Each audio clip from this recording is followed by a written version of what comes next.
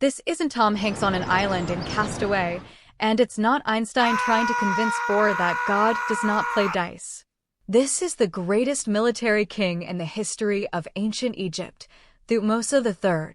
But what drove him to the point of drinking all the ancient Egyptian beer? The reason is that revolutionary or heretic king we know as Akhenaten. But hold up for a second. How did this warrior get pushed to that level? Is it even possible? It becomes possible when we realistically find out who Thutmose was and who Akhenaten was. Ancient Egypt was going through a difficult period. A weak king encouraged peoples from Asia to occupy Egypt. We know them as the Hyksos. And just like we studied in school, Ahmose came and expelled them. But in reality, he didn't expel them alone. Beside him was the god Ammonius, sending arrows into the bodies of the Hyksos. At least that's what the people of Thebes believed, the very city Ahmose came from and the center of the anti-Hyksos revolt. Because Ammonius was a local god of rebellious Thebes, he became the highest god. Ammonius, the once obscure god, totally managed to pull a Rocky Balboa, rising from the bottom to the top. We'll find out how that happened in a bit. The 18th dynasty kicked off with the victory over the Hyksos, but the one who truly continued it was King Thutmose III. He led military campaigns for 20 years to expand Egypt's borders, entering 17 battles and losing 0. Seriously, what a record. He annexed many northern cities, controlling Canaan and Syria. But we gotta pause at his first battle, Megiddo. You'll find he used a maneuver that was the first of its kind in history. If we simplify the picture, Thutmose's army had only 3 roads. 2 were safe, but expected, and 1 was a very narrow mountain pass. If your soldiers march there, they must go in a single line, basically setting a trap for yourself. But he figured out that the king of Kadesh and his allies would wait on the safe roads, never expecting him to walk through the pass of certain death. Thutmose realized this, rejected his advisor's advice, and ordered the army to cross it. On the second day, he mounted his war chariot and personally charged. The 100 kings and their troops were totally shocked and scattered, so he crushed them in direct battle. Then he besieged the king of Kadesh and his allies, who had fled the battlefield, for 7 months until they raised the white flag. The victory of Megiddo was followed by 16 more battles without a single defeat. Thutmose died after 30 years of rule, leaving Egypt as a massive empire. From here we remember who started this, Ammonius. And who will complete it? Still Ammonius. So they merged Ammonius with the highest god, Ra, to form Ammonius Ra. Ammonius Ra became the most important god and received the lion's share of state resources. His blessings gave them the resources to build temples and offer sacrifices. And from here the problem of the priests appeared. In ancient Egypt, the king is the maestro. The violinist cannot take his place and wave the baton. But the king had sanctity, and the priests of Ammonius had sanctity too, and Ammonius' resources were pouring straight into their treasury. They got wealth. Crucially, they had an advantage the king lacked. They were visible. They interacted with people, making their sanctity and wealth very real in the eyes of the people, unlike the king, who was barely seen. So the priests became almost equal to the king. The one who grasped this well was Amenhotep IV, who later renamed himself Akhenaten. He noticed the priest's influence. This idea developed gradually until he became the first radical in history. Radicalism means you're not changing the decor, you're changing the entire house. He overthrew everything. Akhenaten understood that if he struck the most powerful god, the rest would fall like dominoes. So he targeted Ammonius Ra. He demolished his temples, literally threw out his priests, and decided to start a new city with only one god. Akhenaten, modern Tel El Amarna, became his capital, dedicated to Aten, the sun disk. And that takes us to Hori, a sculptor under Akhenaten. He wakes up with sunrise, eats bread, drinks a cup of beer, and has a corner in his house for worshipping the god Bes to protect his family.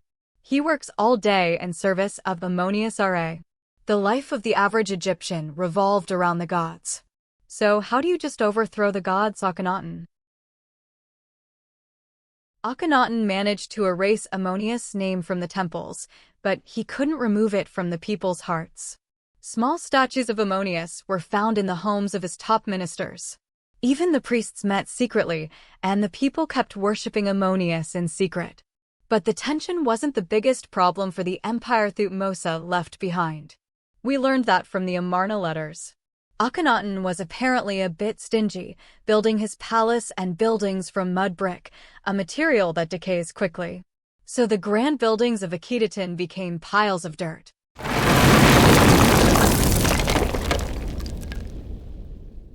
After 3,237 years, a peasant woman digging for fertilizer discovered the Amarna Letters, royal clay tablets archived in the chancellery. The tablets survived because they were exposed to high heat that turned them into baked clay, which doesn't decay. It was likely an accidental fire, or maybe a priest who hated Akhenaten burned the chancellery. From these tablets, we learned the biggest problem: Egypt lost its northern foreign territories. The letters show many desperate pleas for help, and the king of Egypt didn't respond with the needed urgency. When he did, he just ordered them to hold on. This was one of Ribhata's letters, the king of Byblos, who sent around 60 messages. Please send troops to help, or I shall perish, and this city will perish. Send me at least 2 men to protect my city. At a time when the empire was being occupied, Akhenaten was writing poems praising Aten's generosity. Akhenaten focused on praising Aten and shifting the capital to Akhenaten at the empire's expense. He even focused on sculpting his personal statues. Wait, those statues were seriously weird. Traditionally, the king had balanced, smooth features to look ideal. Akhenaten, on the other hand, long face, sharp angles, and a body with feminine traits, wide hips and a prominent chest.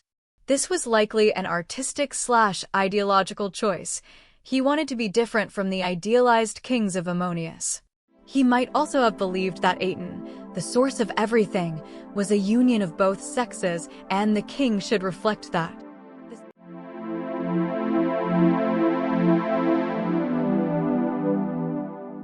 The second possibility is a medical condition, but this is less likely as studies on his mummy don't show clear evidence. Akhenaten died, probably naturally, aged 40 to 50. But some historians totally don't rule out assassination, given how hated he was. Now back to Thutmose, before he gets alcohol poisoning. When he died and united with Ra, he began his solar journeys. The trio after him kept his success going. Amenhotep II strengthened dominance, Thutmose IV made a peace treaty, and Amenhotep III built alliances. One day, Thutmose, sailing with Ra, looked at Canaan, saw revolts. Looked at Syria, saw the rising Hittites occupying it. Okayed at Egypt, and found Akhenaten reciting poetry to Aten. When you rise in the eastern horizon, you fill every land with your beauty. All live when you shine, all die when you set. Thutmose couldn't take it. He jumped off the boat, kicked open the door of a random house, ironically, Hori's house. He found beer and bread at Bes's corner, drank the beer, pulled his hair, and cursed Akhenaten and the whole royal family. Come here. He even cursed poor Bes after stealing his beer. But we'll stop here to save Akhenaten's dignity, and because poor Bes doesn't deserve this. And now you know how Thutmose, ended up going from this to that. But honestly, I'm still confused. Was this Akhenaten guy a revolutionary? Or a narcissist? Maybe crazy? No, maybe a genius. I won't say my opinion. I want to hear yours in the comments. And before you go, in the middle of all the Thutmosian swearing, I heard him say this nice line. Like, comment, and subscribe.